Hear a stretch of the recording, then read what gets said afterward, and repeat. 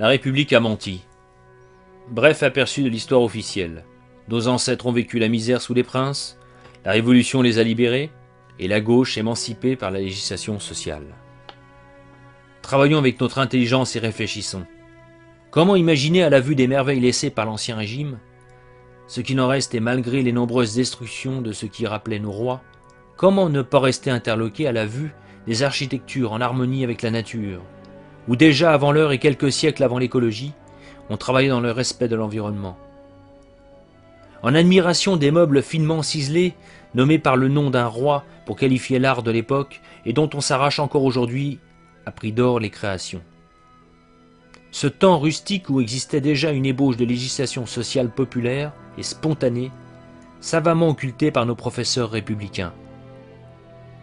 Le souci constant de la justice sociale de nos rois avant la catastrophe révolutionnaire qui plongea le monde ouvrier dans la misère. Les objets, les jardins, la forêt des Landes, les documents restent un témoignage concret de la réussite et de l'harmonie du temps passé. Parchemins et archives, actes notariés, comptes rendus des capitouls toulousains ou parlements de province, rapports et comptes rendus des élections, et divers votes populaires communaux, états généraux, minutes des procès et conseils des rois, tout contredit l'histoire officielle d'une société misérable sous l'ancienne France. Les ouvriers sous nos rois ont réalisé de main de maître des chefs-d'œuvre, dont une bonne partie fut détruite par la fureur destructrice de la Révolution. Toutes ces merveilles d'habileté, dans les règles de l'art, de l'équilibre, de la beauté, de la connaissance, dans l'harmonie des formes, n'ont pu être fabriquées par des ouvriers misérables et ignares.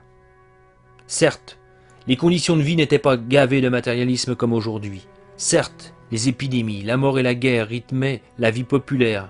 Mais n'avons-nous pas ces fléaux ?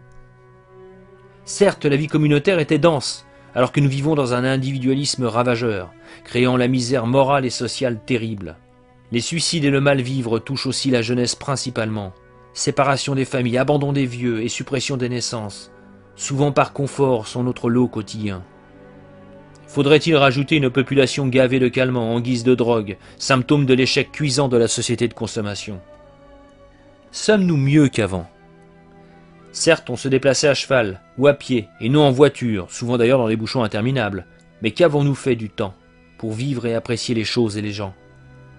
Les anciens ne bénéficiaient pas de nos découvertes qu'il ne s'agit pas de remettre en cause, mais intellectuellement, moralement et professionnellement, n'ont-ils pas laissé des choses à nous apprendre?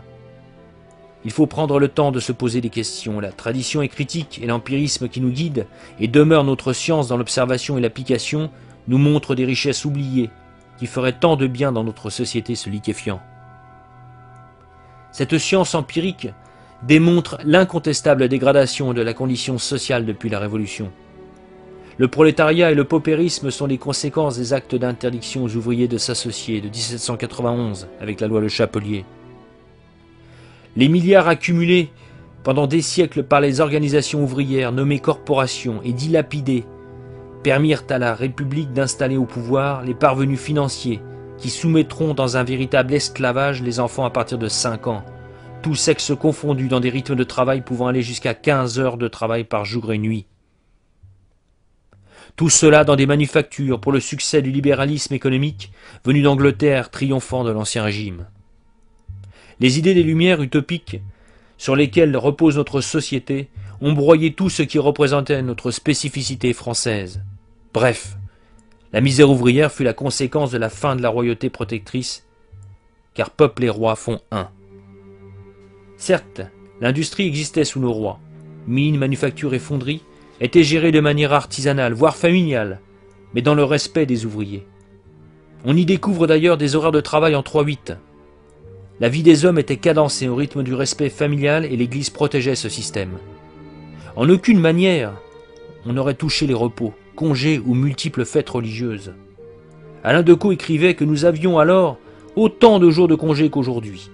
Et Lafargue, l'anarchiste, chantait le doux plaisir de la paresse durant la période des rois. Les corporations qu'il fallait réformer et non détruire organisaient le travail dans une autonomie complète dont on n'a nulle idée aujourd'hui. Le corps de métier gérait la profession, préfigurant quelques siècles en avance le travail de qualité dans le souci aussi du consommateur. Nous qui vivons le siècle du gadget, produit en Asie en série, de la pacotille sans souci du consommateur, alors que le corps de métier se souciait de ses travailleurs. La hiérarchie du maître au compagnon et à l'apprenti, le savoir-faire et le titre de noblesse ouvrière attribués par la profession, de droits et privilèges du métier, octroyant la participation dans l'organisation de la profession, la décision, les jours de repos, les fêtes chômées, aides diverses pour maladies, décès ou apprentissage. Une législation sociale en devenir, gérée par métier et acceptée par le roi, ne faisant que reconnaître et protéger un droit, né de l'usage de la volonté populaire et sorti des coutumes librement consenties. L'ouvrier avait une existence décente, une formation professionnelle accomplie, un service social d'entraide et de secours aux familles. Une solidarité empêchait les abus et tout risque de prolétarisation, intolérable aux yeux de nos rois. Du XIIIe siècle à la Révolution, ce système a protégé le monde ouvrier et a pétri la France au point de la faire aimer du monde entier. Turgot essaya, influencé par les théories de Quesnay, de supprimer quelques corporations en 1776, mais sous la pression populaire, Louis XVI les rétablit aussitôt en disant « Nous voulons donner aux ouvriers un moyen de défense. Nous voulons qu'ils puissent jouir en commun de leur intelligence, qui est le bien le plus précieux de l'homme. » La République n'aura pas cet état d'âme. 1791, le 17 mars, la loi d'Allard supprime les jurants des maîtrises.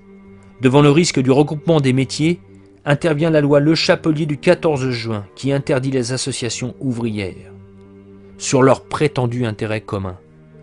L'ouvrier était ainsi livré sans défense au capitalisme émancipé par 1789. Un siècle noir de régression sociale s'ouvrait à eux. Deux monstres allaient naître, le libéralisme économique sans frein et le socialo-marxisme en conséquence des excès du premier. Celui-ci ne remettra jamais en cause les racines du mal, les principes fondateurs de la République, héritière de la Révolution. La condition ouvrière s'est avilie avec la mort du compagnonnage et l'interdiction du syndicalisme. La grande industrie et l'avènement de la machine achèveront la déchéance de la classe besogneuse, proie désignée des socialismes, d'abord utopique à la façon de Cabet, plus tard scientifique à l'école de Marx. René Sédillot, dans son Coup de la Révolution française, livre mettant en relief l'existant avant, pendant et après 1789, donne un bilan catastrophique pour la France.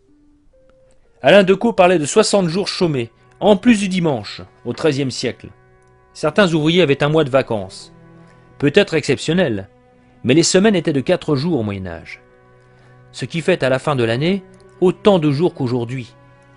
N'oublions pas que la Révolution républicaine supprima tout cela en instituant la semaine de 10 jours dite du décadi, suppression des dimanches et des fêtes chômées.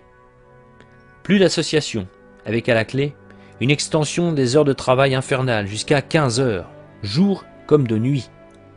Sans distinction d'âge à partir de 5 ans, ni de sexe. Il fallut attendre le dévouement social des royalistes pour voir imposer la première loi de 1841, interdisant le travail en dessous de 8 ans. Il fallut attendre 1906 pour imposer le repos hebdomadaire supprimé par la République triomphante, alors que les royalistes réclamaient son rétablissement depuis la Révolution. La Troisième République rejeta les réformes sociales déposées par les royalistes et attendit 14 ans avant de rétablir la liberté syndicale, et donc 36 ans pour le repos hebdomadaire. René Sédillot écrivait « La Révolution aura fait reculer la législation sociale de 3/4 de siècle. De 1792 à 1815, ce sera guerre, invasion, massacre et misère pour les débuts de la République. De première nation d'Europe dans tous les domaines, que sommes-nous devenus ? Nos rois avaient des siècles d'avance, en écologie, en régionalisme, en diplomatie, et la francophonie, et la démographie. Du souci d'épargner le sang des hommes. Par Louis XV et Louis XVI, nous sommes passés au massacre sans fin, des républicains et de Napoléon aux guerres d'enfer, n'épargnant plus ni hommes, femmes et enfants.